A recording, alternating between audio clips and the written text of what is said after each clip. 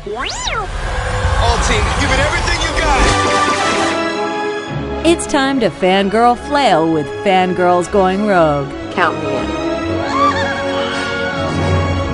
in. Never get between a Mandalorian and a weapons package. This is the way. News, discussion, and commentary from the female point of view. You call this a diplomatic solution? No, I call it aggressive negotiations. She's as important as he is. With your hosts, Trisha Barr and Sarah Woloski. Boy, am I glad to hear your voice. Strap in, because this is where the fun begins. I like the sound of that. Welcome, Yub Cubs, nub, to Fangirls Going Rogue. Woo! I just got off a crazy weekend. I am Sarah Woloski with Skywalking through Neverland. And wow, I was just at D23 Expo 2022. It's been 3 freaking years since we've had this convention. I was so excited to be back. So this episode is all about the D23 Expo and what we learned. And to help us do that, we have to have my co-host and friend, Trisha Barr from Fangirl Blog. Hi, Trisha. Did you have fun not being at the convention? I have to say, there were only a couple of things that I really was like, oh, I wanted to see that and didn't get to see it because, you know, that's what happens. And I understand that should be some reward for being in attendance and getting to see stuff. So we'll talk about those couple of things, but I've never been to D23 Expo. Maybe we'll go sometime. They've definitely stepped it up as far as Star Wars and Marvel. So that makes me more interested, but I am very excited to talk about it because I did follow along with all of your stuff on Skywalking through Neverland. And I was watching everybody on Twitter and engaged as much as I could be from afar. You know what's interesting? Looking through our show notes coming up, I think you actually gleaned a lot more like random stuff that I did not, being there, having to cover. So I'm glad that we both have both perspectives. I think it'll make a really interesting discussion. Me too. Yeah. So I do have to say that, yes, I was able to cover as press, and as such, I was able to get in all the big panels, which was great. However, I did work my butt off to be able to go to those panels. So, so don't be jealous, anyone. I was working it. And so, it began with the Disney Legends ceremony, and this ceremony begins every D23 Expo. It's when the Disney company looks at their various conglomerates of Marvel and Star Wars and ABC and like all the things that they own, not just like Imagineers or something. And then they pick various people to become Disney legends.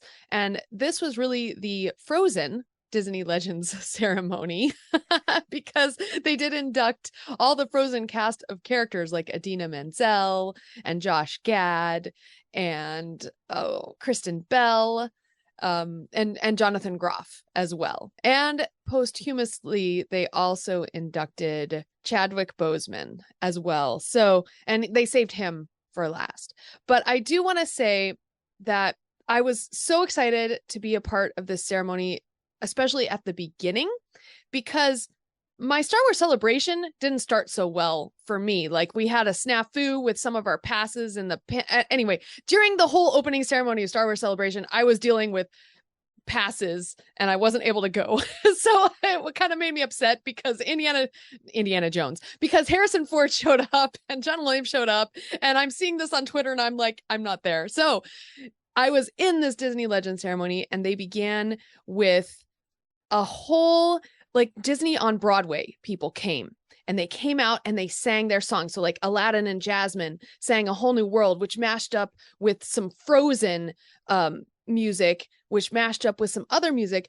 And they all conglomerated at the end to sing Frozen, Let It Go.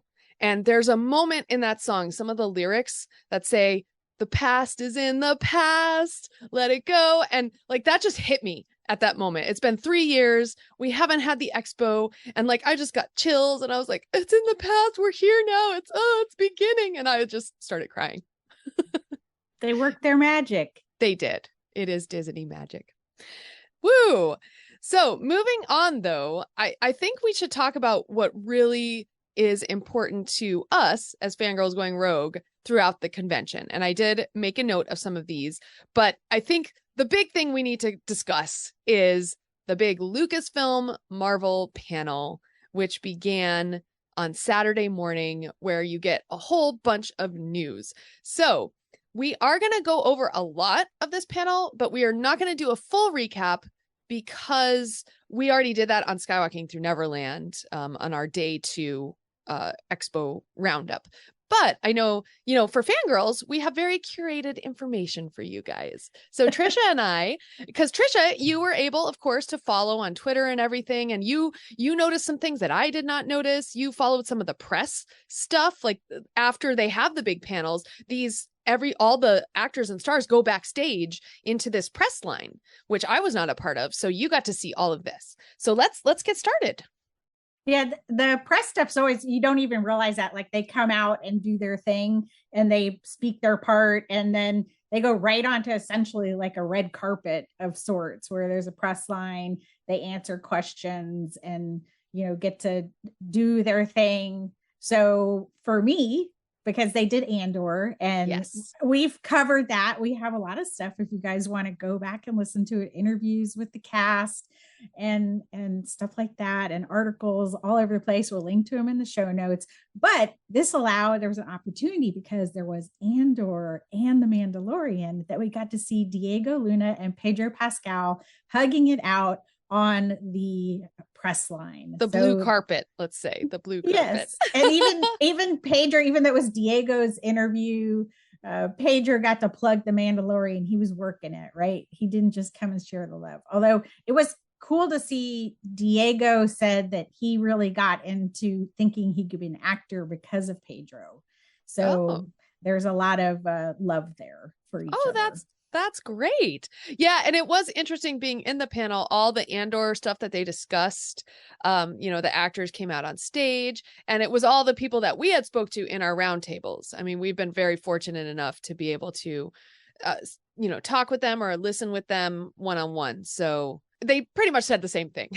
Yeah, exactly. It was a rehash, but obviously there's a different audience. There's more people than just Star Wars people, and they want everyone to feel like they could see this show. So that's really cool. I just want to note while we're on ANDOR that I really like their kind of guerrilla marketing that they're doing. So there's been murals popping up all over the world that they've commissioned. And the one that I noticed is in Mexico City. It's on the Paseo de la Reforma.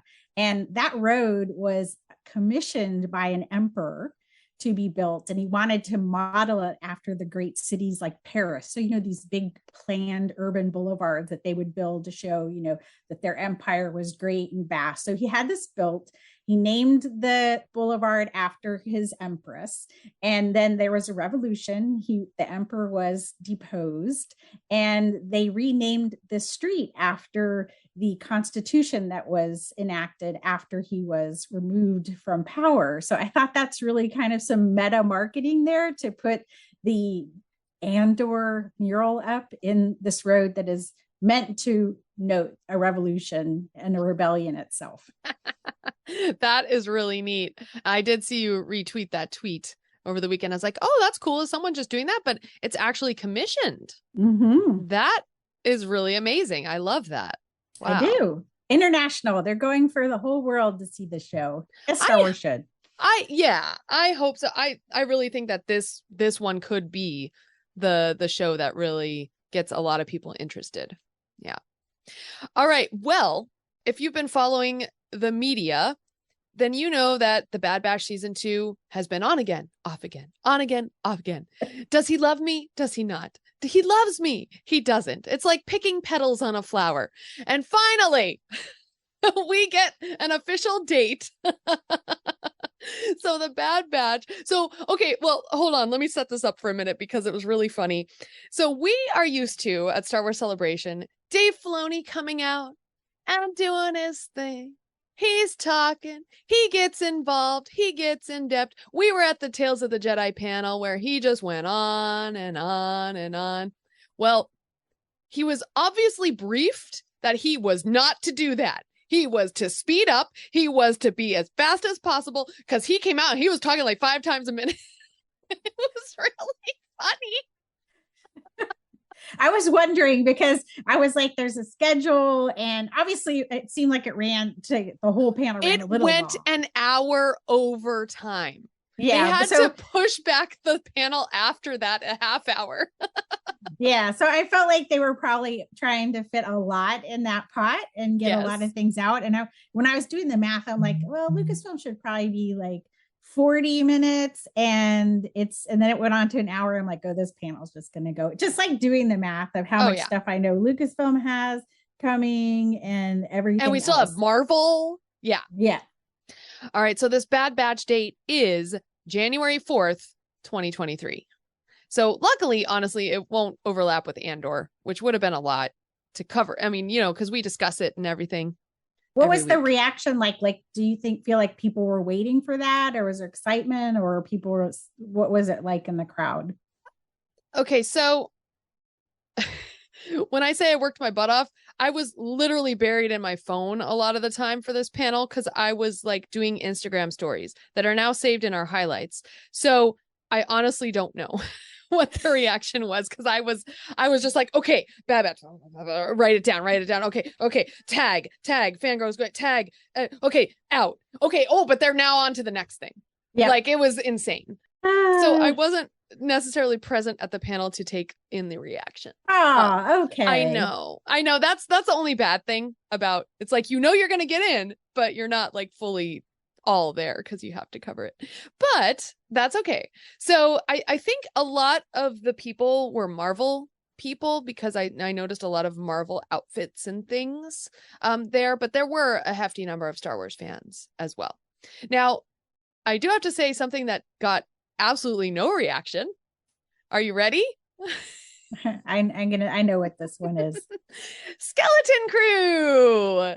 So Jon Favreau is there. He says, hey, I worked with John Watts a lot. And I was like, hey, do you want to work on Mandalorian? And John was like, actually, I have this whole other idea. And they say, and what we're working on is Skeleton Crew. And they had like one sentence about it. And they're like, and Jude Law is going to be in it. And Jude Law comes out. And then Jude Law's like, and that's all we have to say about that. All right, I guess that's over. And it's like this super awkward moment. Like it's in my stories. It's in the Skywalking Pod Instagram. And it's like, what? Why did you even like bring this up? Well, because they have to mention it. But it was the same way at Celebration, right? It was this like weird announcement, and they threw up Jude Law. Like, I mean, I know he's a big name, and I think he's been like in everything at this point between, Harry Potter and Marvel and Star Wars, and he's in Hook and Peter Pan and Wendy. So he's like in everything. And, but at least we know that he's not Thrawn, because that was some of the speculation, because the picture they showed is not blue.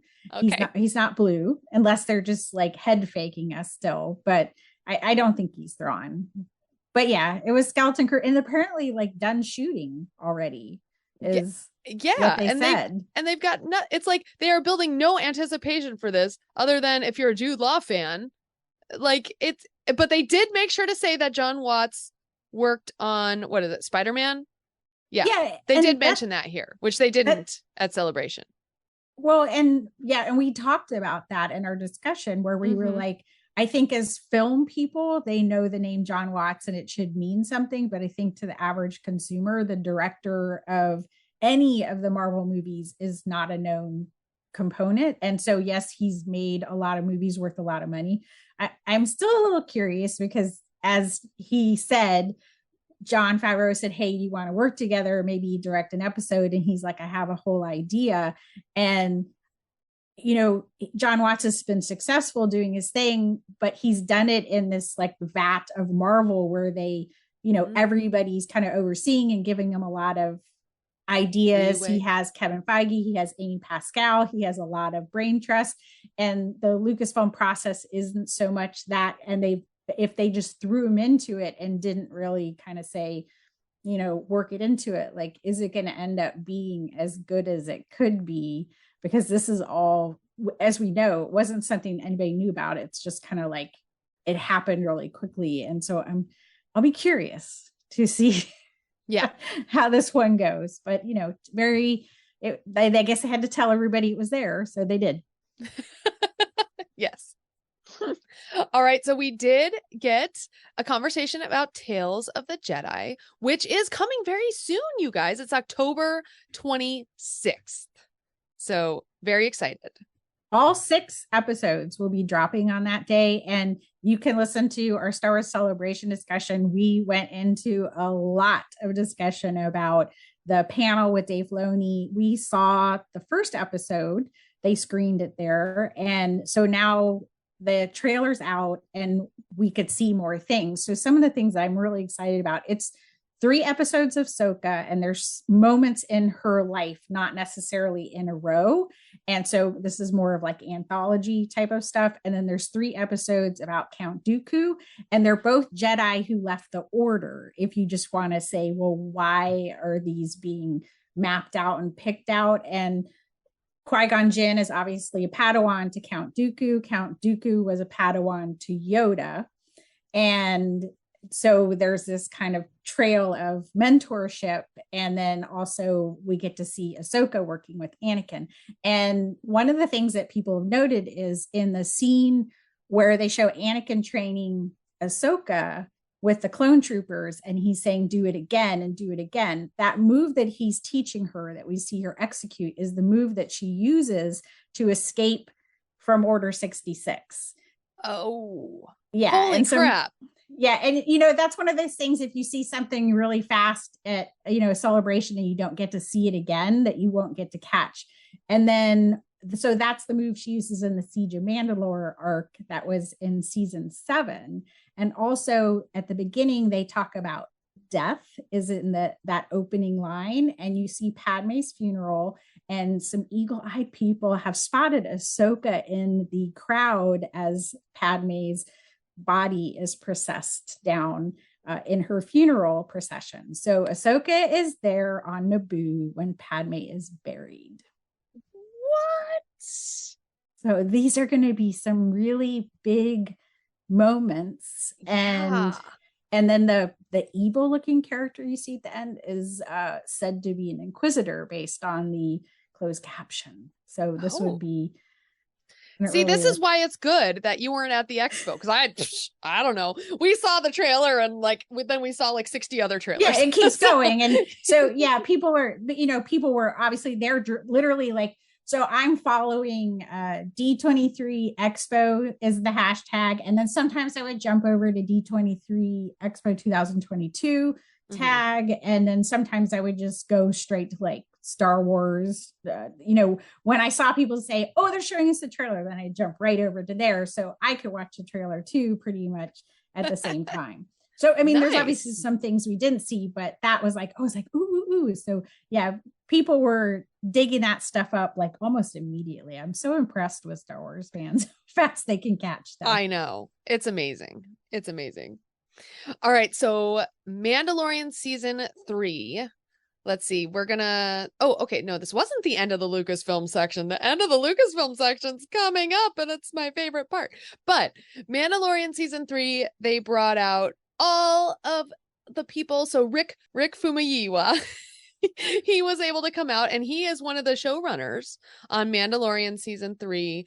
And so he brought out Katie Sackhoff, Amy Sedaris, who was hilarious, Emily Swallow, Giancarlo Esposito, and Pedro Pascal.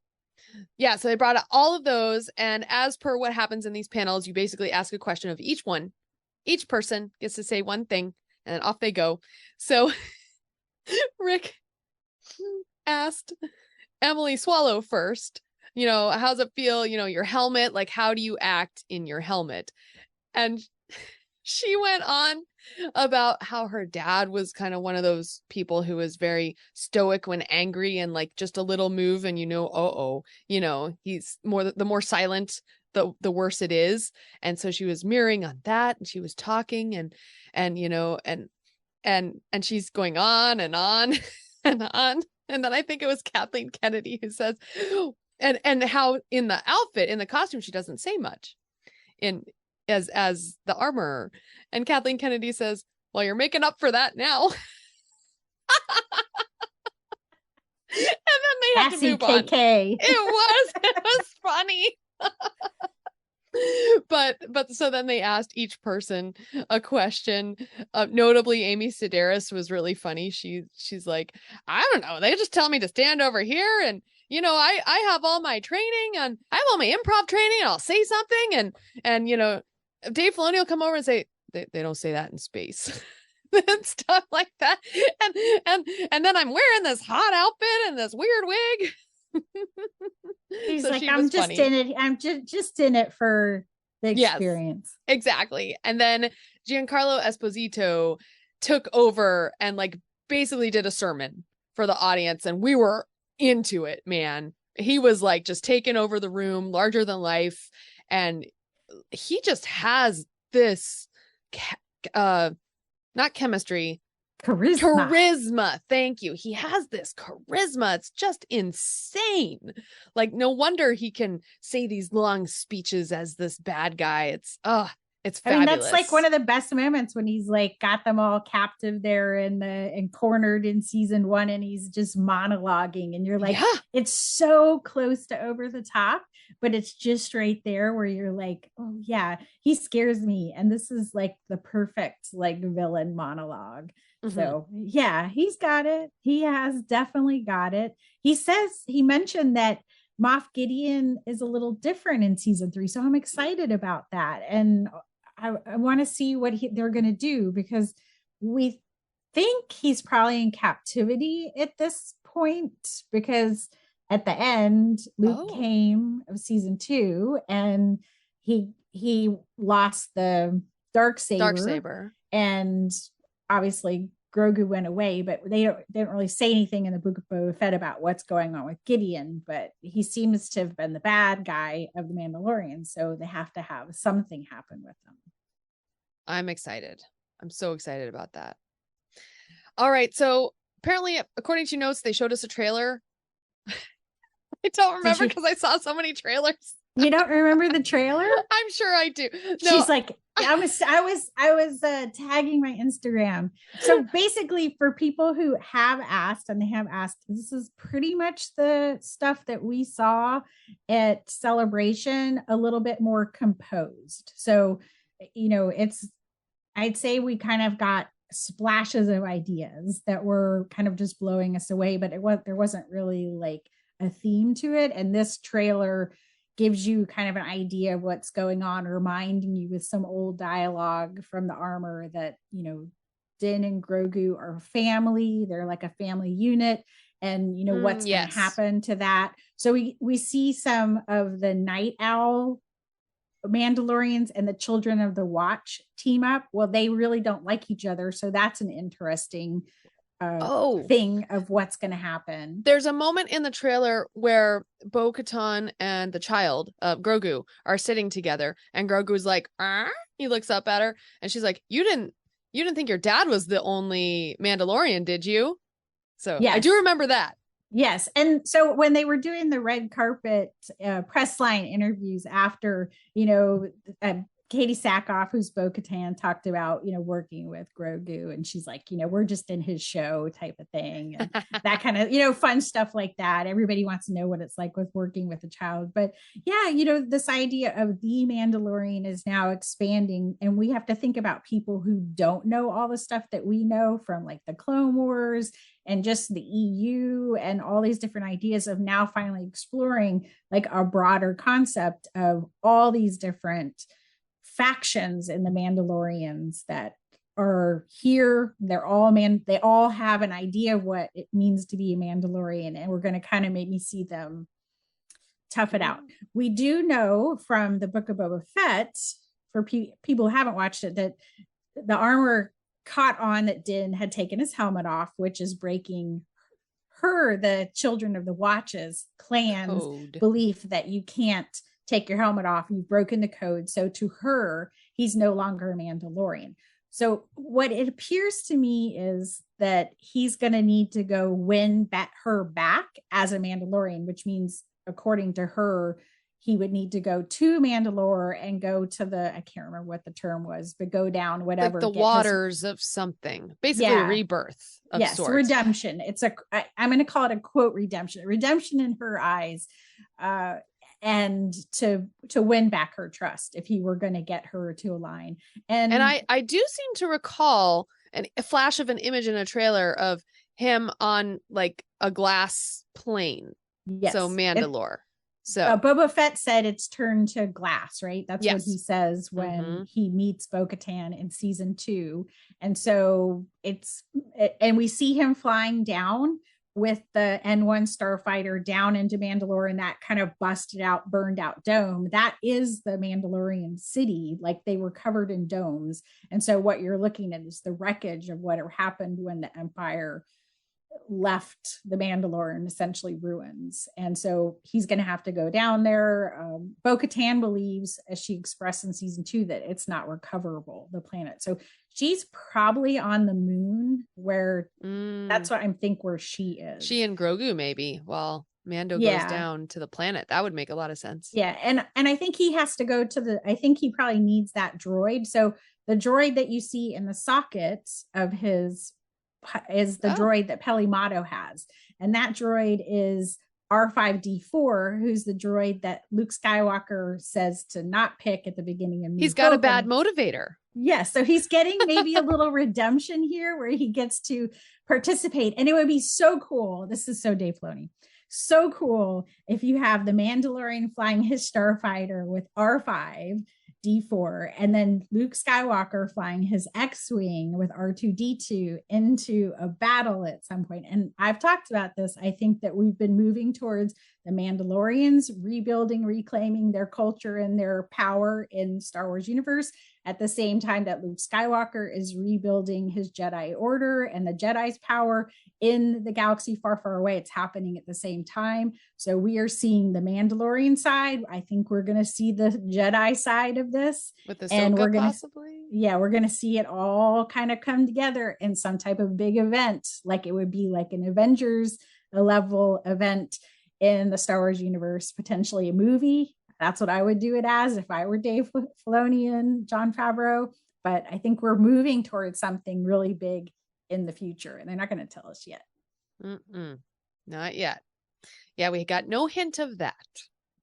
It was cool too. I just wanted to note, we talked about Filoni really mentoring people in how he presented people at Celebration, and they put Rick up there, obviously, and they put him in the interviews with Pedro Pascal. So he stepped into executive producer, showrunner role in this season and that makes sense because I think both, Dave really wants to concentrate on Ahsoka. He's got something he's doing, and Jon Favreau has to write the next season of The Mandalorian. So to get somebody who's in there who can run the show and really have a good vision, and I think Rick's had the best sort of take on The Mandalorian and Star Wars that we've seen, the strongest. Well, and so Deborah Chow did too, but yes. Yeah, but busy. I mean, she got to do her show too. So this seems like they're kind of saying Rick Famuyiwa can have his show too. Okay, so which episodes did he do? So in the first season, it was the one with the Jawas with the egg, and I can't remember the name of that. And he did another one too. And then the one that he did in season 2 was the one without Grogu, when they went down and they had to sneak into the Imperial base. That was kind of like the pirates were chasing them, and they went, and that was just such a strong, powerful episode. He actually ended up getting writing credit on that too, which, most of the episodes are written by John, and I think he rewrote enough of it to end up getting the writing credit on it. So, I mean, this guy's really proven himself that he belongs as someone who could oversee the whole season as opposed to just one episode. Yeah. That's the episode where Mando takes off his helmet for the first time, right? Because he has to, in the cafeteria of that place. Wow. Exactly. That is like one of my favorite scenes. I mean, it's just like, so like he's gonna do it, like he's gonna show his face, and it's like he's just decided that this is more important than that. Yep. Wow. Awesome. All right, since you didn't get to see, you talked about it, you didn't get to see your guy Harrison Ford, I want to know what it was like to finally see your guy. Okay. So finally we come to Indiana Jones. We have finished all of the Star Wars things. Now they're moving on to Indiana Jones 5. So James Mangold is the director, and he came out and did a speech about how this has been such a dream for him because he's working with all of his heroes. There's John Williams. Steven Spielberg is an executive producer. You have Harrison Ford. There was more he mentioned, but then, he mentions Harrison Ford, and then in the distance you see walking out two figures, one of which is Harrison Ford, and Phoebe Waller-Bridge is with him.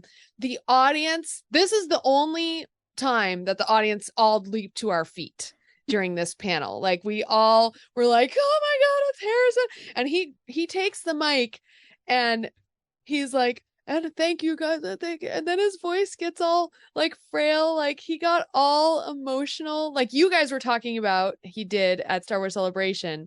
He got all emotional and just, oh my God. It was just such a breath of fresh air to see him like that, because, in the early 2000s, he was kind of grumpy Harrison, right? Little grumpy old man. And he's moved on. And I think he's realized what his body of work has meant to a lot of people, and now it's meaningful for him as well. It's like he's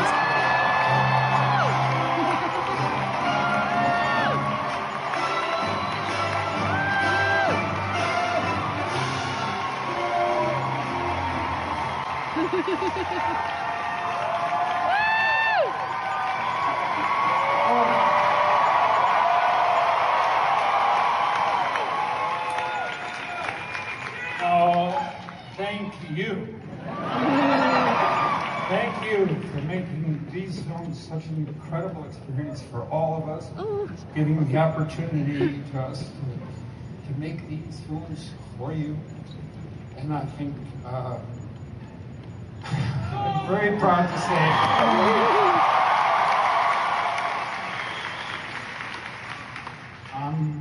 proud to say that this one is fantastic. And this is one of the reasons. Indiana Jones movies are about mystery and adventure, but they're also about heart. And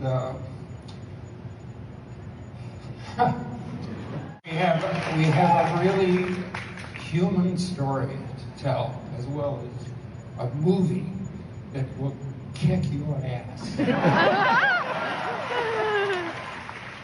So I'm delighted to be here again. And maybe for the... No. Not me. Don't say it. This is it. I will not fall down for you again. Thank you so much.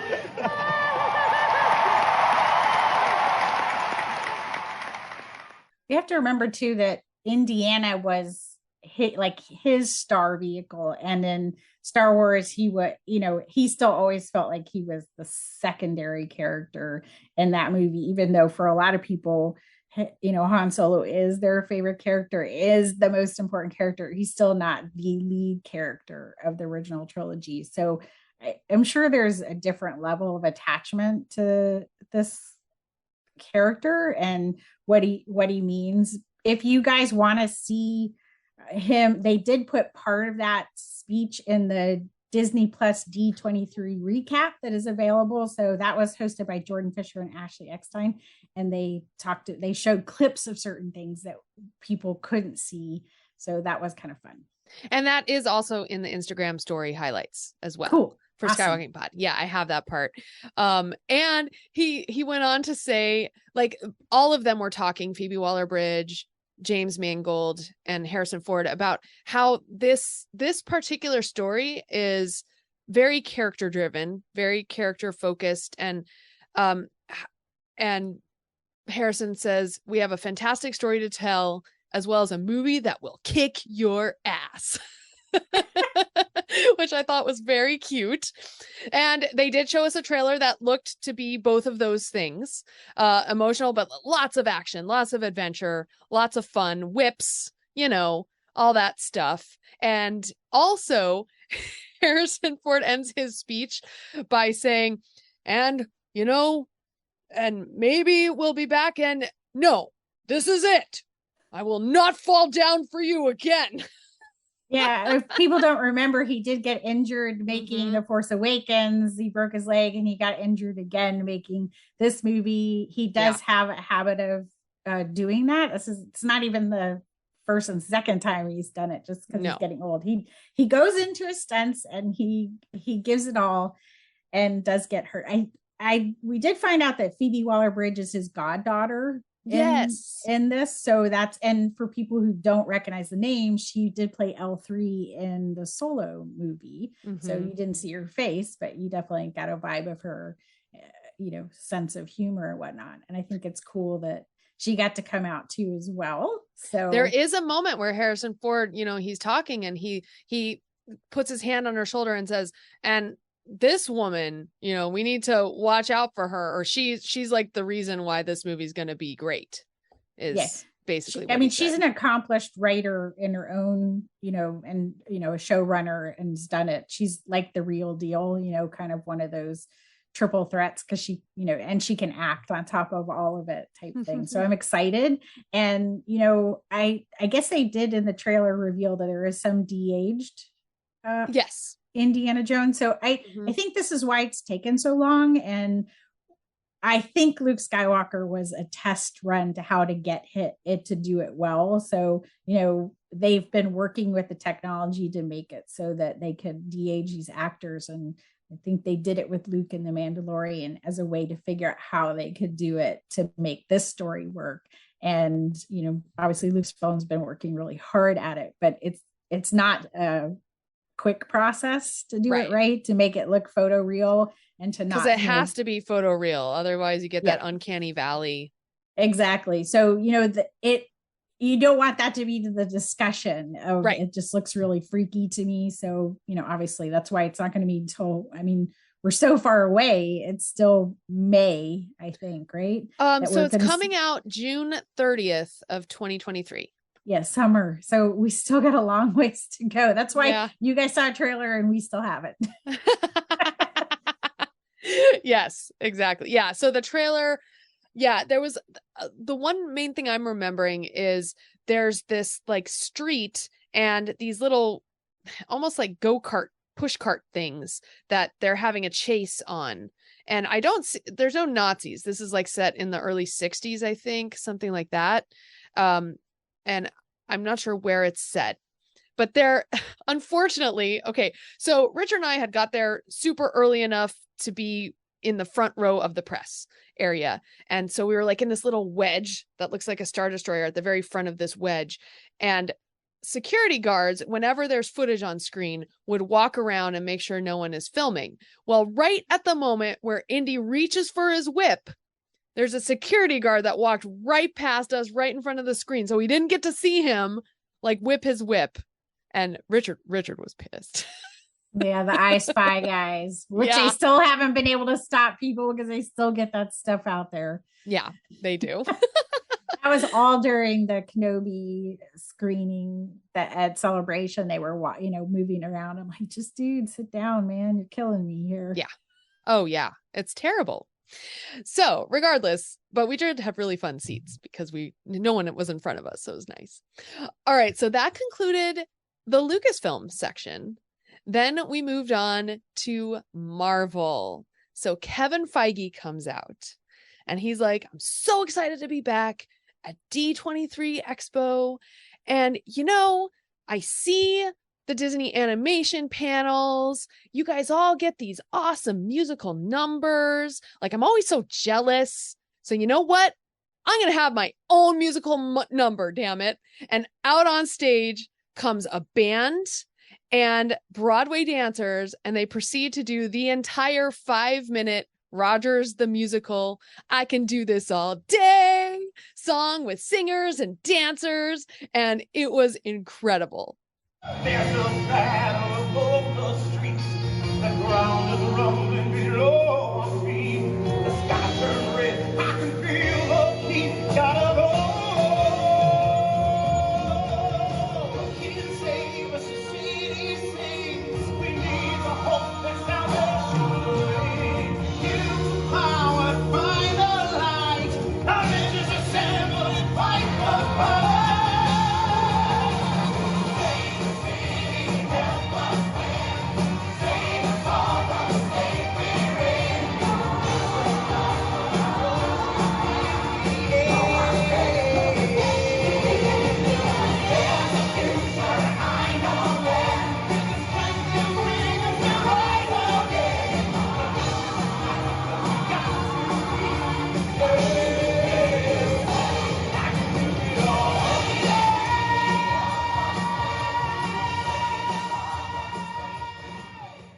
So that's one of the moments I wish I was there for, just because I had mentioned that earlier. This is one of the moments that I wish I'd been there. So exciting. I wish they would just really make it I mean, I know a scene is not a musical, but I think they could do it. Everybody remembers the failed Spider-Man Broadway show. So we don't want that to happen. But I think they could definitely do a Broadway Marvel show. They just need to find the right hook. Yes. So then they go right into Black Panther and Ryan Coogler comes out. Now, did we know when this would be coming out before? Yeah, the date's been pretty known. Okay. All right. So they reiterated that it's November 11th of 2022. So, almost exactly 2 months from now? Right. Yeah. And Letitia Wright came on stage. We have Angela Bassett also. All of the actors came on. And I do have to say that Angela Bassett was just another one of those who kind of took over this section of the panel. And wow, she and we saw a trailer, and this one I remember, or we saw a scene, because it wasn't a trailer. It was like actual clips, like an actual scene. I know, that's what and this is the second thing that I really wish I had seen, to be honest. I mean, I've seen people's like little, synopses of it, but I think this is sort of setting up the, like, how we're going to get into T'Challa is dead type of thing. She's talking to the UN and explaining why they won't be sharing the vibranium and their technology, which is sort of how it had ended with Black Panther, that's what they were going to do. And now they're withdrawing and explaining that people have tried to take stuff from them. And then it's sunken with images of the Dora Milaje. Well, I'll set it up. Oh. So Angela Bassett is at the UN. She's doing this whole speech. And she doesn't say yet that they're not going to use, or they're not going to give you what is it called? The vibranium. Vibranium. Thank you. But her speech is intercut with this lab, and there's all these women in lab coats, and you see some police actually trying to, like, breaking in to this lab and starting to, they shuffle all the workers in their lab coats. Okay, get over here. And they proceed to try to break into the vibranium room in this lab. And meanwhile, you see them, like, there's a shot where they're trying to break in with the steel cutters or something. And then all of a sudden you see like a tap on a shoulder or something. And these guys who are breaking in, the policemen, turn around, and all the women have taken off their lab coat, and they're the Dora Milaje, and they proceed to just kick their asses. Cool. It's an amazing moment. And then that then goes back to Angela Bassett at the UN saying, it's you that we don't trust. Like that's why we can't share share our vibranium, because it's what we don't trust you with it. So yeah, that was pretty awesome.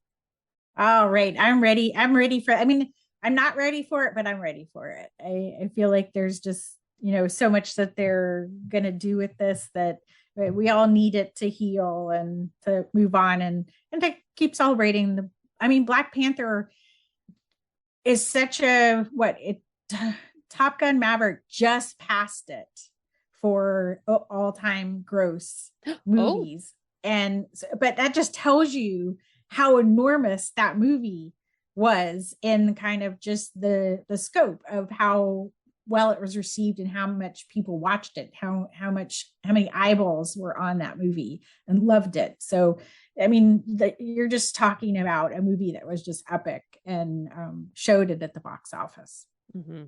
Definitely.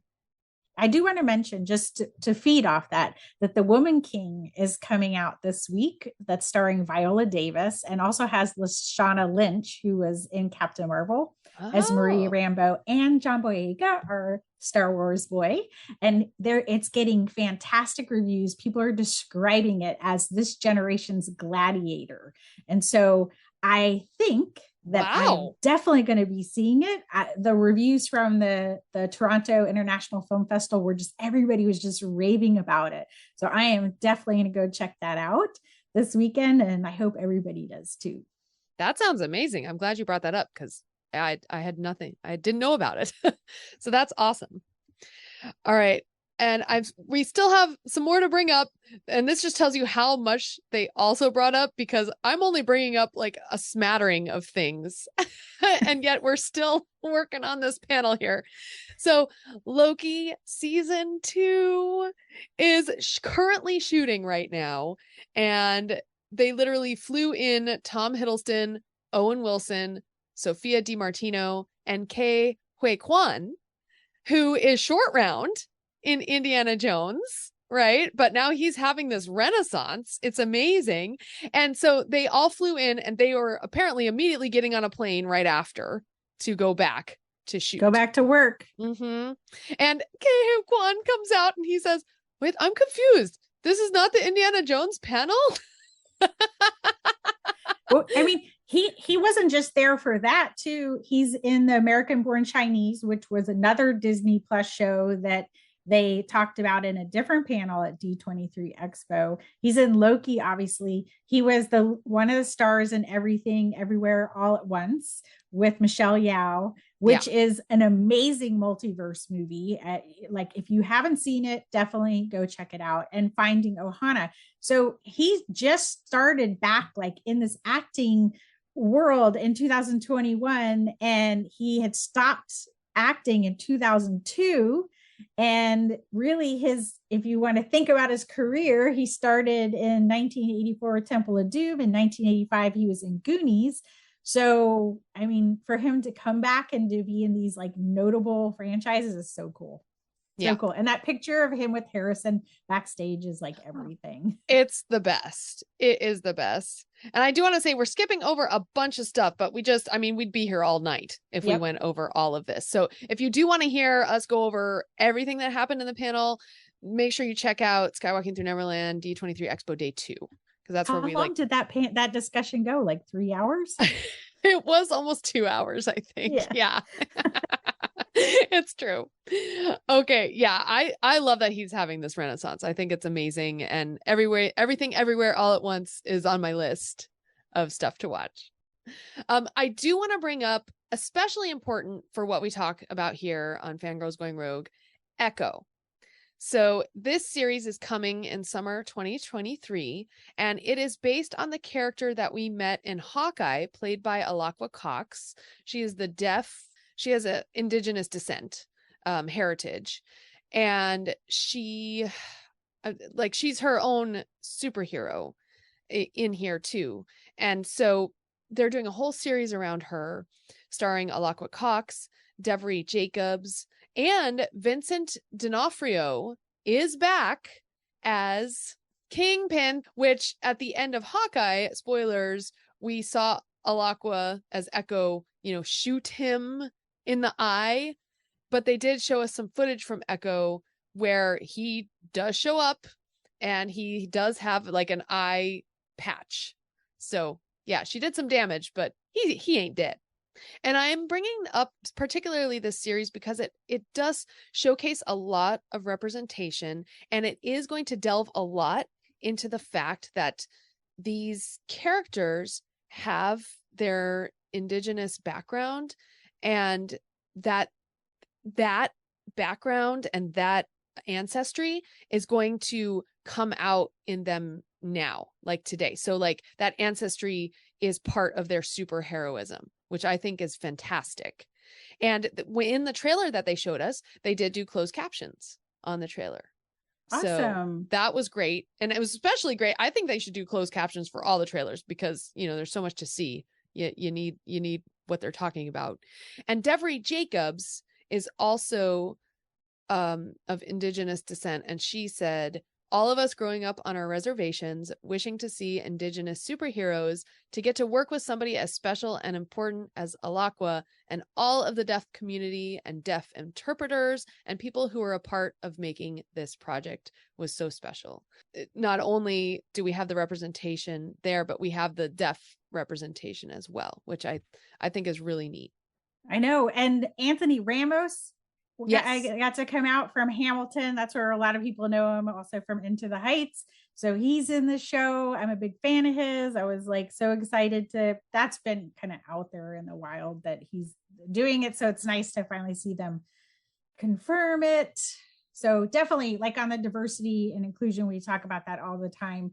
I also was excited to see Captain America New World Order, that they confirmed and had the cast come out. They confirmed that Carl Lumbly will be back as Isaiah Bradley, because I thought he slayed it in the show. And then Danny Ramirez, who was also in Top Gun, he was Fanboy, and he was in The Falcon and the Winter Soldier. He will be the Falcon to Anthony Mackie's cap. Cool. Yes. So we have a new Falcon. They sort of played with that. They introduced that idea in the TV show. So it's cool that I really liked him. Mm-hmm. Yeah. Okay. So you know what? Before we get to the Marvels, let's talk about the Thunderbolts, because that was the next thing that they announced. And we finally got confirmation of this. So we knew that this series was coming out or I think it's a film. It's a film, yeah. It got so confusing. I know. There's what a was lot. a film? What was a movie? It was like, I don't know. But so the Thunderbolts is a film, and this was announced at Comic-Con, San Diego Comic-Con. However, since then, the internet's been swirling with who are the various Thunderbolts. We've seen people be introduced in various series and things, but here we got the announcement, and we got them mostly all on stage. So we have David Harbour is the Red Guardian. He came out, thunderous applause for him. We had Wyatt Russell as the U.S. agent, and a few of us booed lovingly because, U.S. agent. You have to, yes. Yeah, no kidding. You have Ghost from Ant-Man and the Wasp, and that's played by Hannah John Kamen. Also Taskmaster from Black Widow, the movie, played by Olga Kurylenko. And of course, Val. So the Countess Valentina de la blah, blah, blah. Julia Louis-Dreyfus was the first to come on stage after all those people. Then they announced that Yelena Belova, who is Black Widow's sister, Florence Pugh, played amazingly by her. She did not come on stage, but she did appear and give a message, how she's excited, of course, to play and be in the Thunderbolts.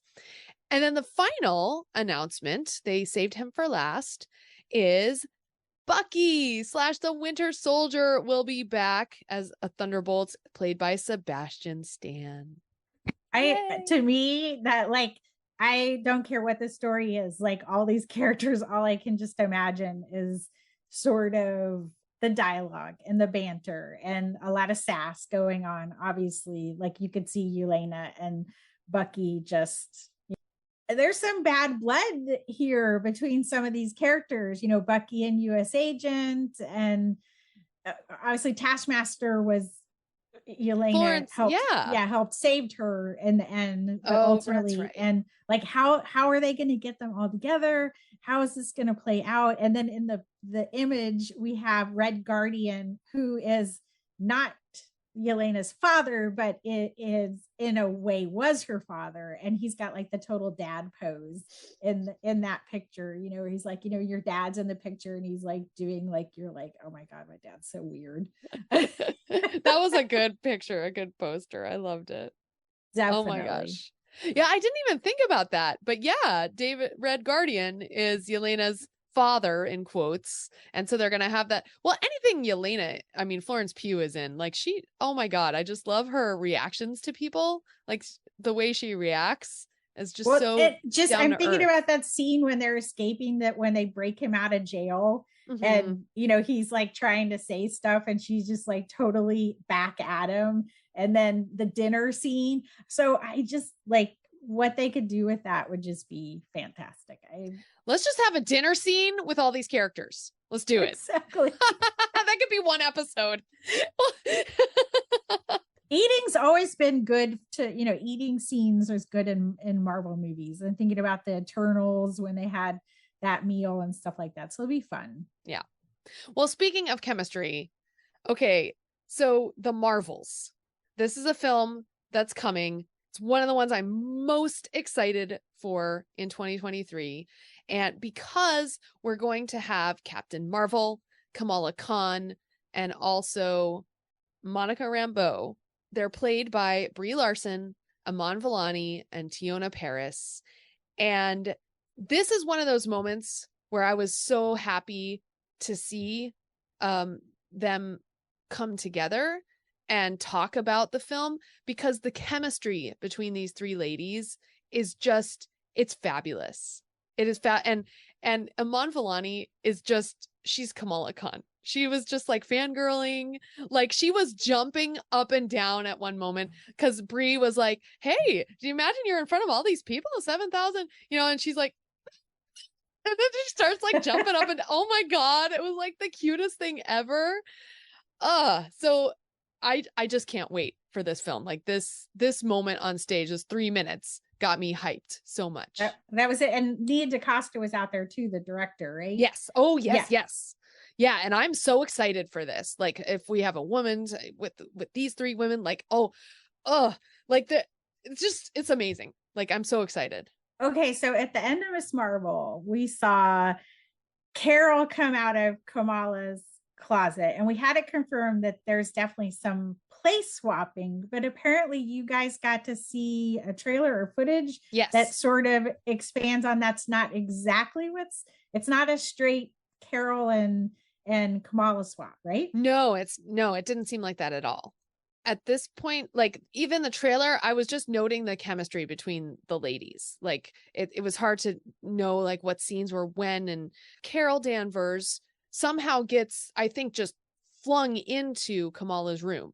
And so there's some scenes that we see in Kamala's house with her parents talking to Carol Danvers, and so like excited. and the mom is just like, oh, and you're here, what are you doing with my daughter, you know, like just that deadpan, like it was really funny. So we are going to be in Kamala's house and see those characters that we really awesome. That family back to unit. The family. Yes. My understanding is that Monica, Carol, and Kamala are all swapping, that it's not just Carol and Kamala, so they're all swapping. Three of them are all going into different places. Okay, so, like swapping places, not swapping bodies. Yeah. Well, yeah, okay. Places, exactly, not bodies. But okay, because I didn't get the body swap. Yeah, okay. Not the body swap, location swap. Whatever's going on with that Bengal thing is but the family unit is there, and I love that, because you know a lot of superheroes have, you know, dead moms or dads, or even Disney characters have dead families. So it's just good to have like a family unit that we can all relate to. I don't know, that to me, that's the movie that I really am looking forward to. That again is one other little bit of thing that I wish I could have seen that I didn't get to see, but we will see it one day. It's coming soon, July 28th, 2023. So right after, a month after Indiana Jones, we will be seeing. So we're just going to have like the summer of movie fun. Yes. Yes, we are. And I think the only other thing I wanted to mention from that panel was Secret Invasion. We did get a trailer. And if you guys haven't seen the trailers and you have Disney Plus, they are all available on Disney Plus. So you don't even have to watch them small on your phone, like put them up. And Secret Invasion just seems to me really spooky, kind of spy thriller type of thing. Invasion of the Body Snatchers. I don't know. It just is kind of creepy in a horror kind of way. I was very scared and nervous. I was excited to see that Jen Murrow, who wrote the Forces of Destiny shorts, is a writer on this show. She's also writing on Armor Wars that was announced. That's great. Yeah, I'm so excited to see her career kind of take off from Star Wars and do, get to work in the stuff. She's worked in Star Trek as well.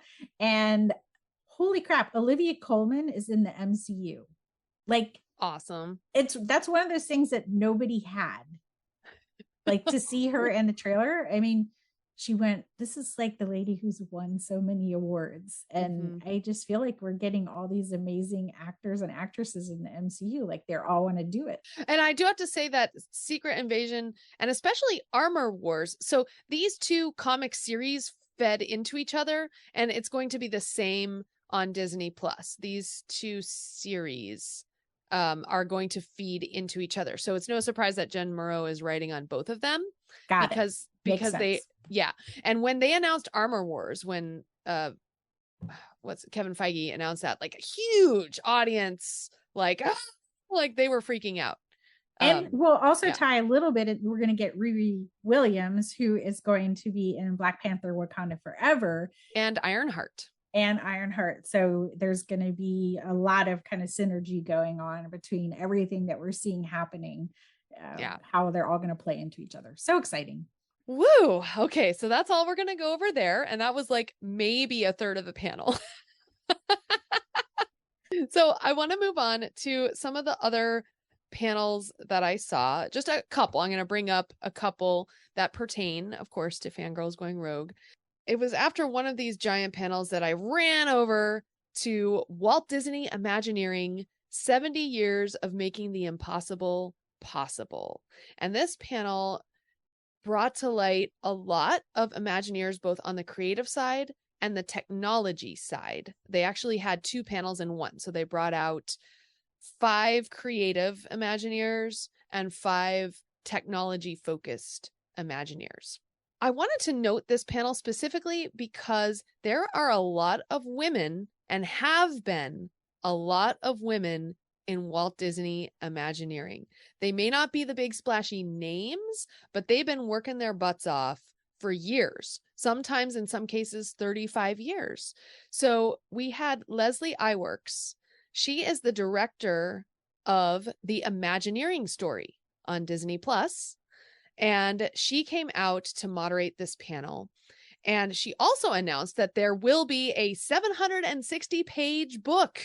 Holy cow. Yes, Walt Disney Imagineering, a 760-page book. I believe it's out next week or this week. Yeah. That's like mammoth. Yeah, it is. So first of all, she did the Creative Imagineering panel, and all of a sudden on stage was 4 women and 2 men. And it was just really cool. Just like lots of women, lots of diversity. Sharita Carter, she's a Black woman, and she is working on Tiana's Bayou Adventure right now. And I particularly loved her story because she's been working in Imagineering for 25 years, and she started in finance. She was in the finance department for 10 years when she then got tapped for the opportunity to move over to creative. And if you happen to be riding a Disney attraction when it just opens, she loves to hang out at the exit to a ride and listen to guests' reactions. So, ooh, you never know who's going to overhear what you're doing. Yes.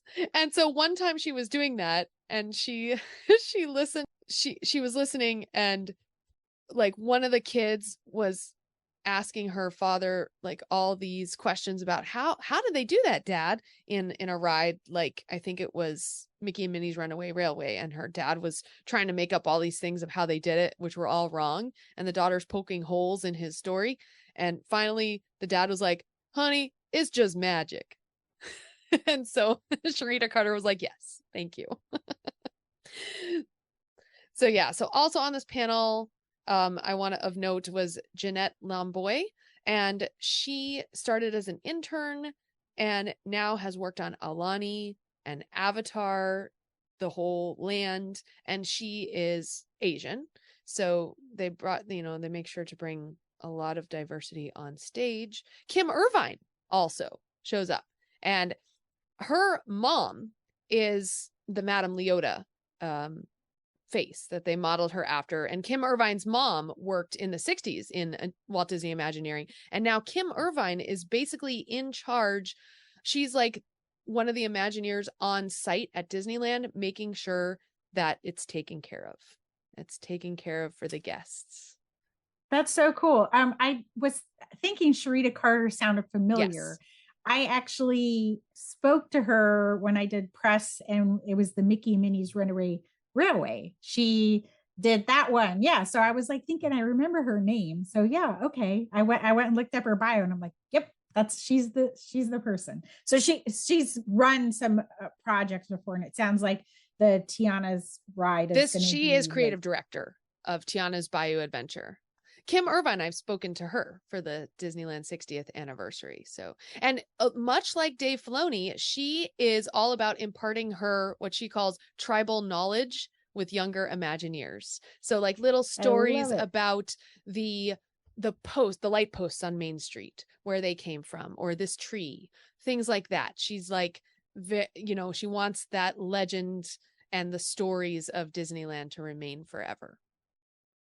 So yeah, I just wanted to bring that up because I thought that was important to note that Disney is thinking about that too, and has, these women have been working there for 25 years. So it's a very diverse place to work.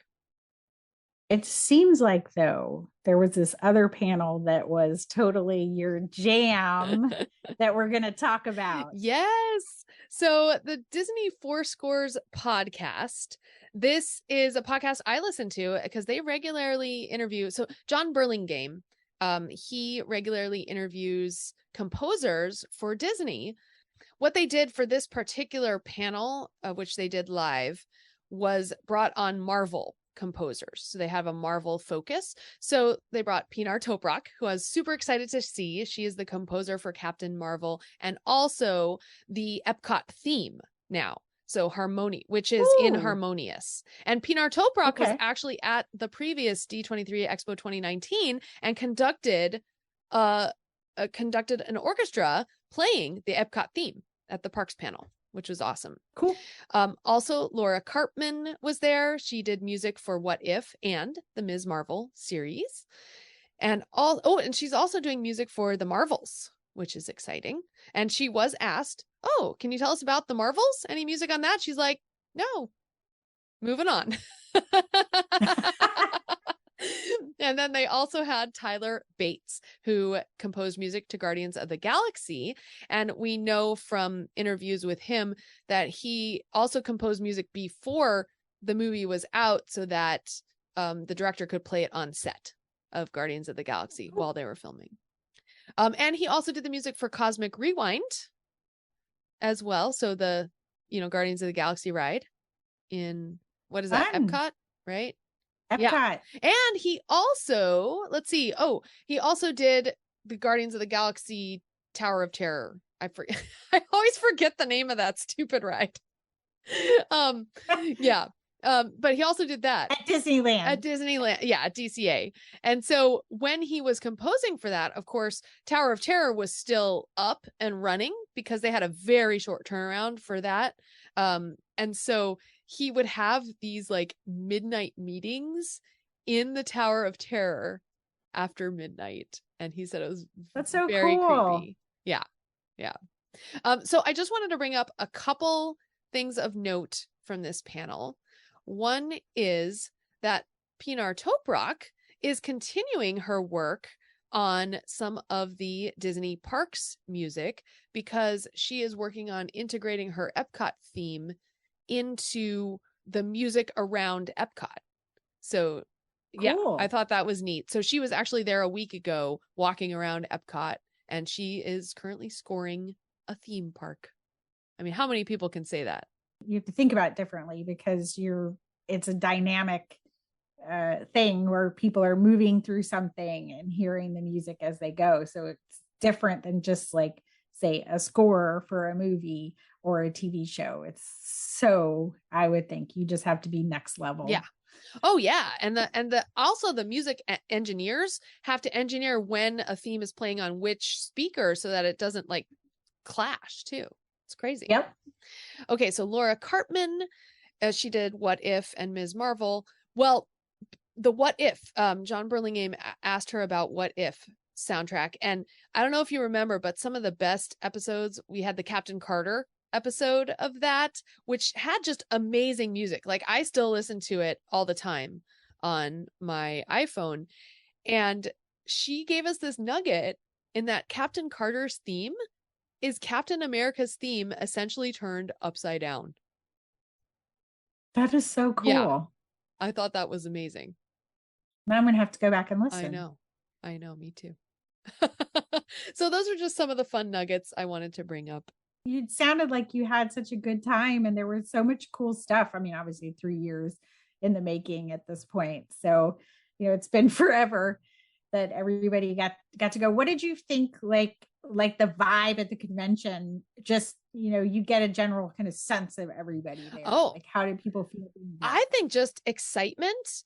And honestly, I feel like this was the best ever in terms of lines, because one of the things that has been such an issue at these Disney people are collectors. They're buyers. They love merchandise. And so like the stores have just been impossible to get in with like 2-3 hour lines, and they have like 3 different marketplaces. So what they did for this convention was they had a virtual queue. So they basically implemented things they do at the parks. So they'd have a virtual queue that you could join at 6 a.m. or 1 p.m. And if you got in, you could bring one other person.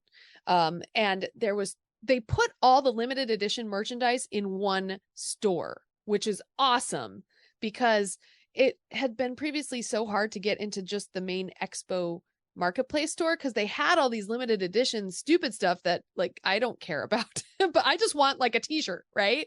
So they separated that, which is great. And you could join a virtual queue for any one of those 3, or you could walk up and go in and or wait in a line to go in, the standby. So Richard and I ended up doing that. Because we're media, we were able to be on the show floor at 9 a.m., which a lot of people weren't. So we hit all 3 stores in like the space of about 30 minutes and were able to get in with no wait. So that was nice. So the lines didn't seem as bad this year at all. It was like very well managed.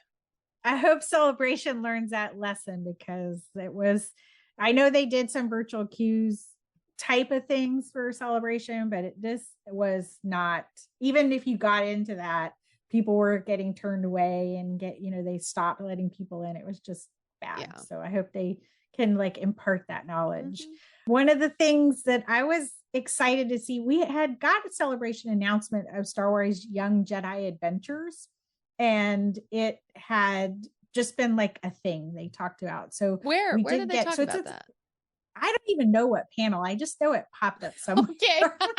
It's like a little kid show. So we're talking about like little kid show. So it was probably like on some like little kids panel. I don't know. But so we know that there have been 2 actors cast. They're playing Kai, Brightstar, and Nash Durango, and it's set in the High Republic era. Ooh. So yeah, the little logo is really cute, but there's a little blue fuzzy alien. He sort of looks like a blue Ewok, and his name is Nubs. So I have, and there's also a cute little droid in that group too. So if you guys go look for that artwork, the little blue Nubs, he's now part of, we're going to say Yub Nub. So we say that, we don't say Yub Yub, we say Yub. Yub Nubs?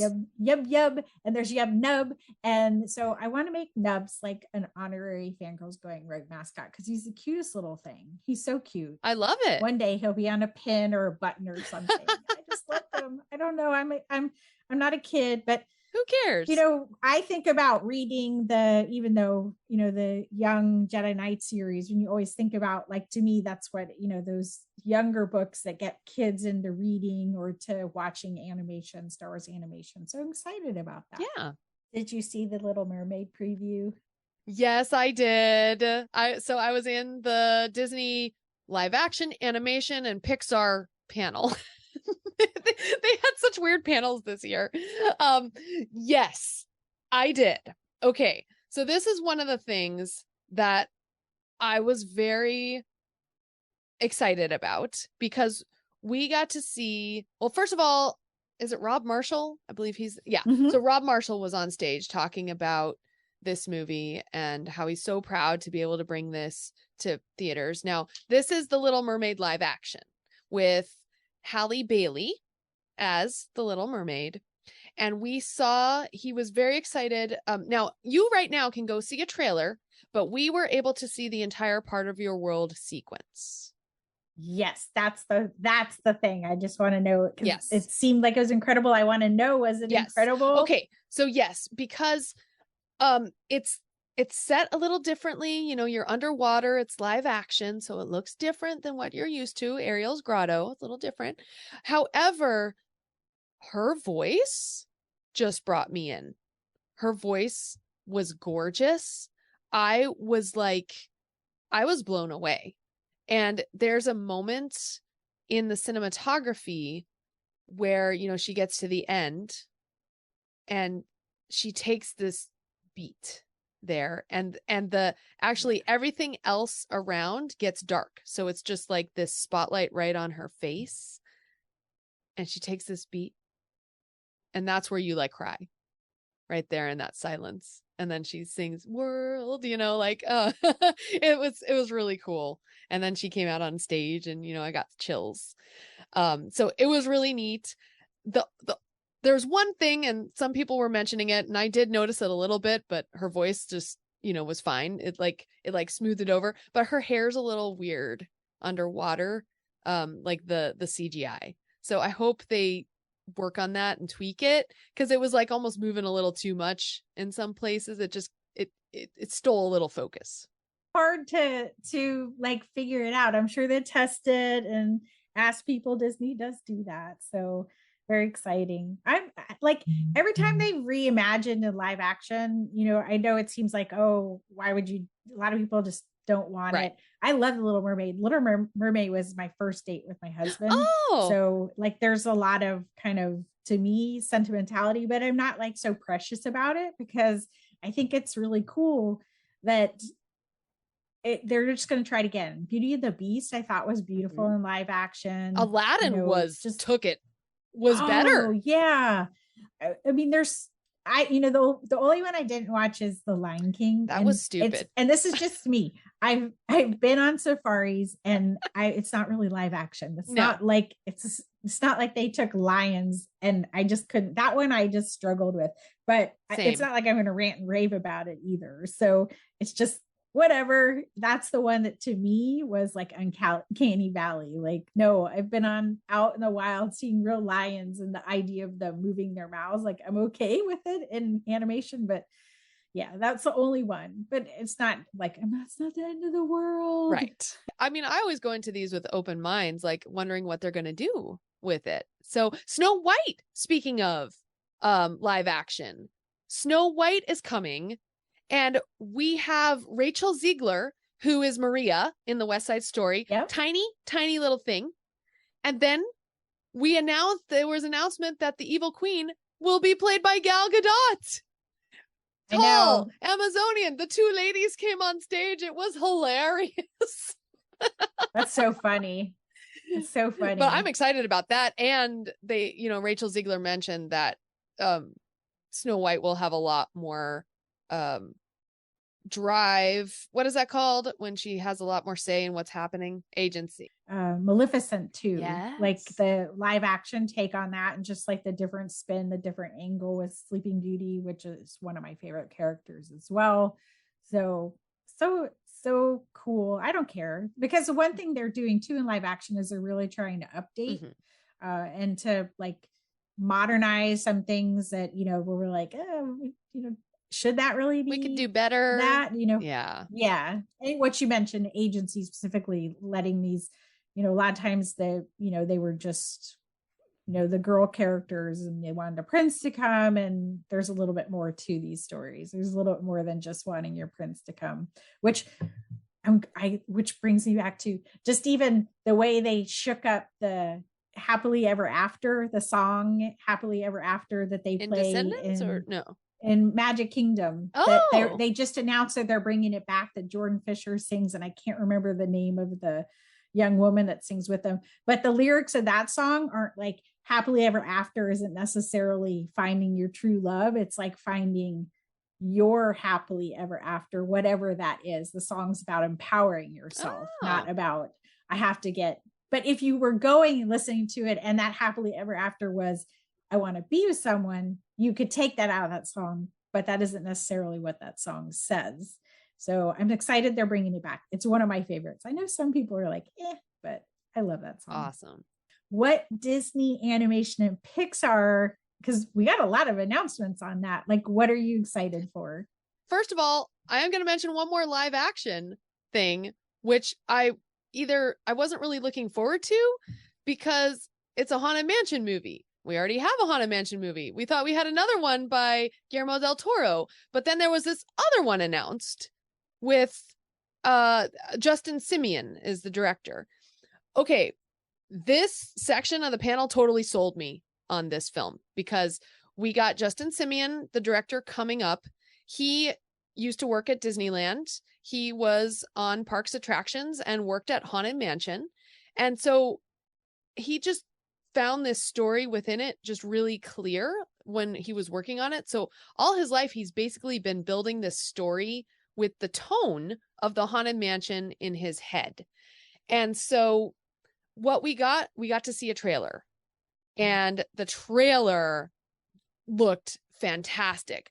First of all, we have Owen Wilson is in this as kind of like a father figure. Rosario Dawson is more of the mom. And there's all kinds of cameos in this. And so the trailer showed this spooky scene in which they're in the mansion and they're looking at a map of what is that called? An architectural map? Architectural drawing. And they're going, well, there should be a room beyond this wall because it looks like there's a room.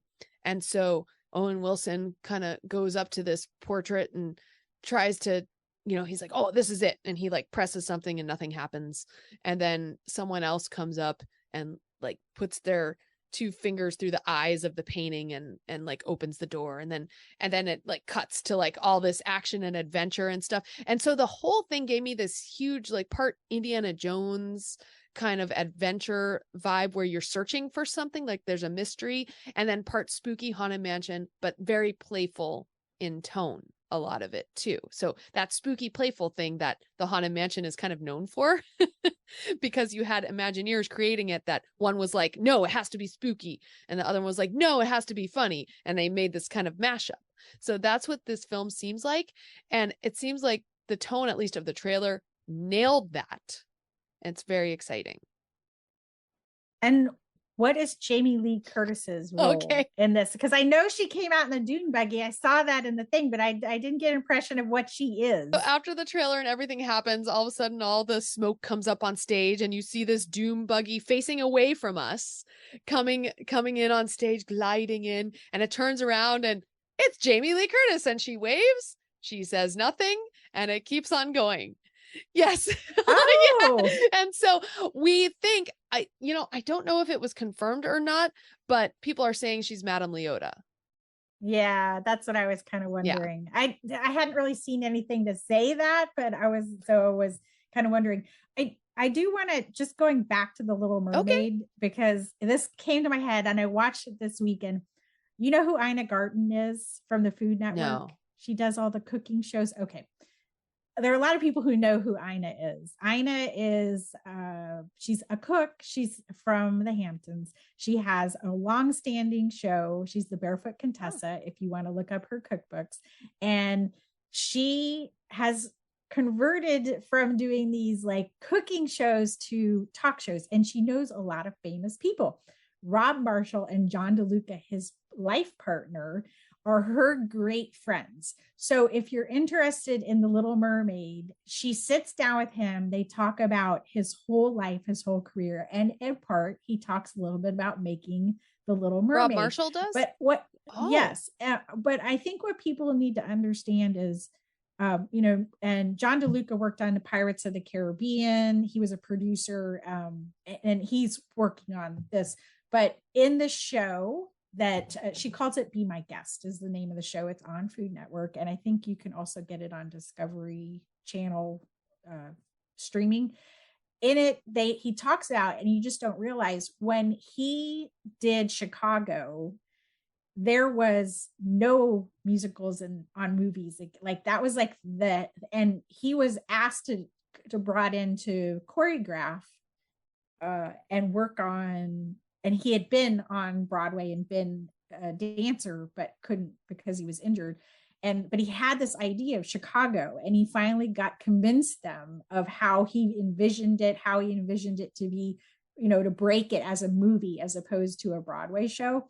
And so when Chicago was a success, then that kind of paved the way for all these other musical movies. And then obviously he did the Mary Poppins returns, and talked about that one, and he talks about Little Mermaid. But it was just really cool to like kind of see him talk about his process, how the two of them envisioned it, and they talk a little bit about filming on location and Hallie and that kind of stuff. So I'm just like totally like, go, if you haven't seen, Sarah, you have to find Ina shows. Okay, so link, where is this, a podcast? Is this a YouTube? No, it's a TV. She has a TV show on the Food Network. Okay. So it's Barefoot Contessa, and then Be My Guest is the new show. And I'll put links to kind of the information about that. But if you have not watched Ina Garten, she like cooks like a fiend. I love it. She has so many good recipes, but she always just talks.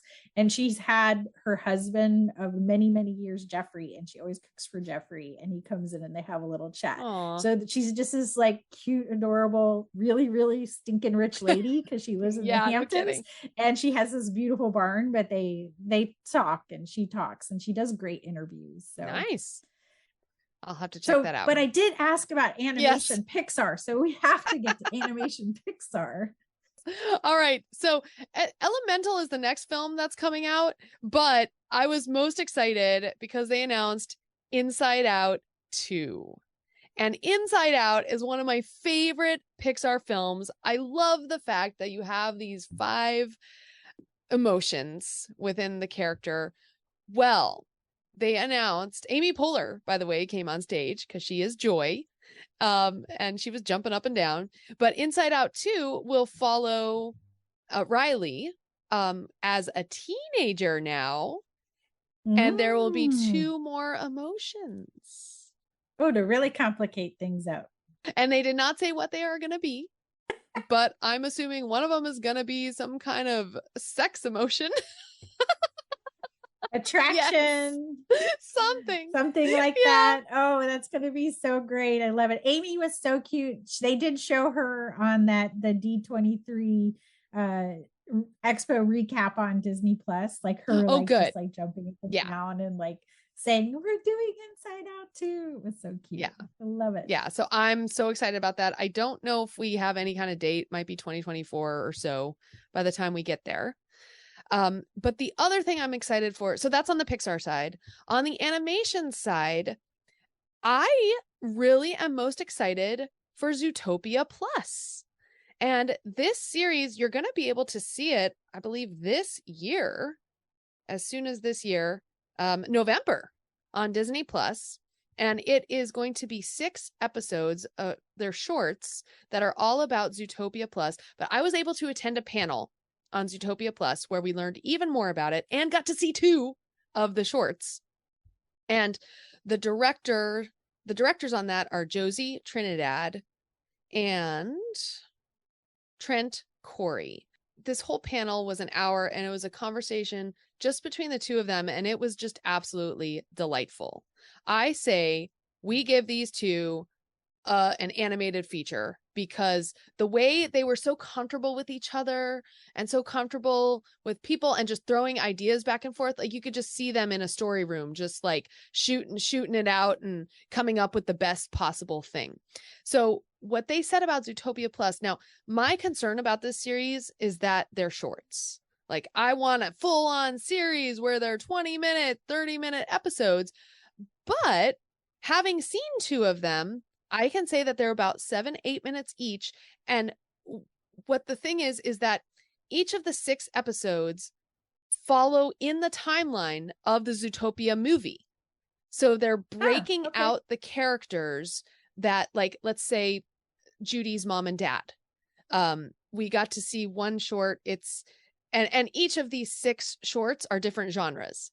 So you have like the Godfather type film noir genre. You have this action adventure one. You have a rom-com. You have, let's see, what else?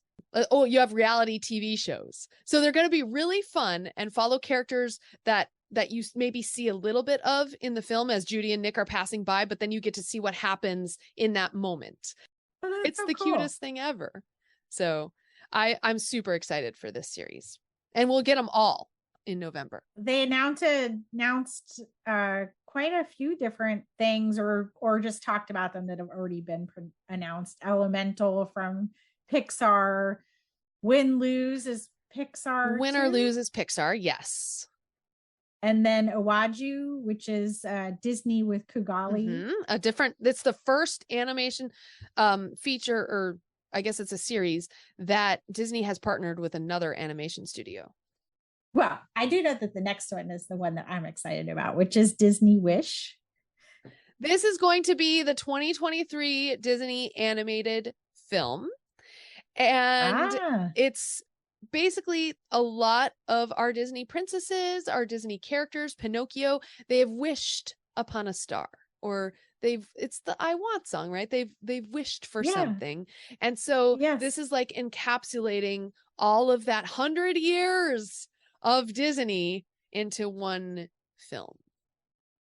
Yeah, I'm excited for that. That's Ariana DeBose, who is the Bullet in Hamilton, if you're familiar with that character, and also Anita in West Side Story. And so she's going to be playing this character. So I'm excited for her to be I guess a Disney princess. We don't know. And she has a cute little goat. So I'm in it for the goat. Goats are the cutest thing ever. I'm so glad they picked a goat. The goat is voiced by, it's voiced by Duke Weaselton, K2SO, Alan Tudyk. Oh, Alan Tudyk. And he came out. It's been in like every Disney movie. He came out on stage and proceeded to go through all of his characters, including Hey Hey. And did a little bit from each character. And then did his character, his goat, which his voice does not match the animation of the goat in terms of, like, it doesn't look like a character that would have such a deep voice. And even in the animation itself, it references that, because the goat wishes to be able to communicate. And so it gets a voice that doesn't match what it looks like.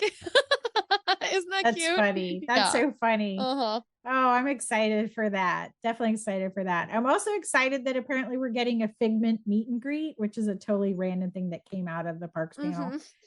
We kind of have a running joke because I don't know why, but any Parks panels that does like Star Wars, or even when I go to them, I fall asleep during them. I don't know why, but so I'm glad I didn't miss that one.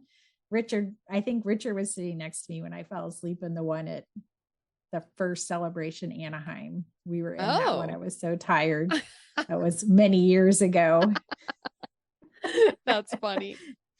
We were like, but yes, Figment is finally getting the love that he deserves. You know, you guys know I made you guys go on the Figment ride. You did make us go. I can't unsee that now. Still, like, I was like, you guys haven't been on Figment. You don't know what you're missing. I know not what the ride's called either, but it's the Figment ride as far as I'm concerned. Okay, Sarah, so it's time to plug all the things you've done on Skywalking. To recap: Disney Expo, D23 Expo. I gotta say that right. Yes. It's late. Yeah, it's not just D23. It's D23 Expo. D23 wants to make it clear. Yes. Okay, yes. So each night of the convention, Richard and I and friends, and it changes per night, would gather at 7:30 and record like our favorite moments from that day, plus one of the recap of the biggest panel that everyone wants to hear about that wasn't live streamed or anything. So we have 3 of those: day 1, day 2, day 3. I relate the story of how this amazing Disney animated character voices panel turned into this Disney princess reunion. Then it turned into Jasmine and Aladdin. Then it turned into Donny Osmond crashing the panel and singing his song from Mulan on stage, like fully choreographed and it was in effing sane. It closed out the D23 Expo. It was amazing. So to hear that amazing story, day 3. So those are all on our podcast. And then what Richard and I did this time that's a little different, because usually we record a lot of YouTube videos. Well, this year we're working on our book, so we do not have time to spend all week disseminating YouTube videos. So what we did during the panel was, on Instagram, we made Instagram Reels, which showcase a lot of the things, either some merchandise or a panel moment that was our favorite. So there's a lot of reels you can look at Skywalking Pod on Instagram. And also I have saved our story highlights from those big panels. So if you want to see the moment where Harrison Ford comes on stage and starts crying, that's there. You have Phoebe Waller-Bridge. You have a lot of the things that we discussed. You can see video of that because it's up. That's in the fun. stories. Yeah, I like that. I did that with the Mando experience for Fangirls Going Rogue. I did the pictures because it was like, this is something that, like, if you didn't get to see it, I'd love to just share it and put it somewhere. So that's always fun. I don't know if people even know you can do that, but if you go into a profile, there's the little highlights, and you can pick those, and then it'll just like run through. And if you're like, oh, I've seen it, you can just tap the screen, it'll jump to the next one. So, but that's always a fun way to watch stuff for sure. Yeah. So based in part in your request, Sarah, for Hyperspace Theories, we did work on a heroine's journey primer post, so that when people are listening to BJ, Priester, and myself discuss the story structure, the Campbell's model, Vogler's model, all these different model structures for storytelling, that you can go and look at that primer and sort of go, that's what they're talking about, including a graph that lists the that shows the way the journey cycle works, and also puts the model side by side, so you can go and look at it. So that had you were the last person to ask, but I've had other people ask in the past. So now you can just look at that. Yay! And graphs, infographics. Yay! Yeah. I love it. I know next week, this week there will already be social media reactions coming out at the end of this week for ANDOR. So if people are interested in how people thought, we're finally going to get to say, because it's been a while since we've seen ANDOR. And I know next week that there will be reviews. Will you be having one on Skywalking Through Neverland? Yes, we will. Yes. I'm like, yes, let me write that in my notes. Yeah, let me write that down. So the premiere is September 21st, and reviews go up on September 20th. If you're interested, I'm really going to try to be spoiler free, but we got to see one more episode than you will see. So I'm at least going to try to give like a sense, because I think 4 is the thing that sold me, not 1, 2, 3. 1, really? 2, 3 is awesome, but I think 4 sold me. Oh my gosh, series. that's interesting. So I'm trying to figure out how to say that without spoiling it. And if you've read The Princess and the Scoundrel, I want to remind people that we did an episode on that. And if you finished it and you want to listen to our discussion, and we do know that the author Beth Rivas has listened to our episode, and and responded to us. So that was exciting. We love the book, and we just think there's some really cool things going on in that book. So it was fun to talk about. It's funny. I saw some people too were like, oh yeah, it wasn't for me. People that read that, we're just discussing. And one, I think the book starts a little slow, so you have to kind of want to stick with it. And two, I think that we need to get to the understanding that not every Star Wars book is for every person. So there are so many Star Wars books that that some books are not going to be for you. But if you like Han and Leia and you wanted especially to see them have some happier times, then that is definitely the book for you. And, just go enjoy it and then listen to us talk about it. And I'm just going to plug that Fangirl blog for Hyperspace Series. We will be having a structure breakdown of Andor's episodes 1, 2, 3 that will come out on the day the show drops. It's already been recorded, and we've got it. So once you see it and you want to listen and kind of hear about what we see is happening in the Andor story, you can check that out. Excellent. I'm so excited. All right. We want to remind everyone that we have our Zooms on Saturday, 8 p.m. Eastern, 5 p.m. Pacific. They are hosted by Sandra Shute, and we are doing them for She-Hulk right now. And when Andor begins, we will also do Andor and She-Hulk. Do they overlap? Probably by a week. They do a little, like a week bit, or something. A week or two. Yeah. So that's always happening on Saturday. That Zoom link is in our Facebook group. Or I think she also puts it on Facebook as well. So yeah, it's really fun to join those if you can. And they tend to go long, so you can always join in late. I know we've had people, we did talk about D23 Expo. Oh, nice. There was a discussion. There were some things that were obviously Marvel stuff and the Star Wars stuff. There were a lot of people excited for that. And some people wanted to talk about the Rings of Power, which is the Lord of the Rings. We've had a little bit of discussion. I think not everybody's up to speed on that. Have you seen it? No. She's like, I've had no time. I'm still catching up on Disney Plus Day stuff. We just finished Thor. No, we're in the middle of Thor: Love and Thunder right now.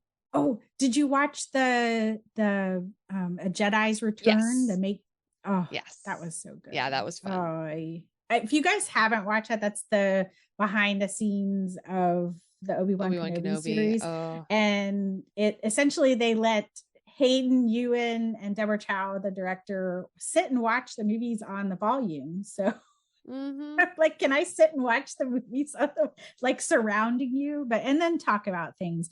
And I really just appreciated how much that she talks about, particularly that these actors and kind of have inhabited the characters for so long that she really trusted their instincts as far as what they were doing. And just seeing like stupid little things like Hayden being so excited that Ewan stayed for his first day of shooting, but he couldn't see him, so he screamed Obi-Wan across the valley, and seeing that and Ewan mentioned Ewan stayed. Oh, of course he'd stay, come on. But Ewan mentioned how he turned around at one point and Darth Vader's walking toward him, and he got this fear of a little boy, and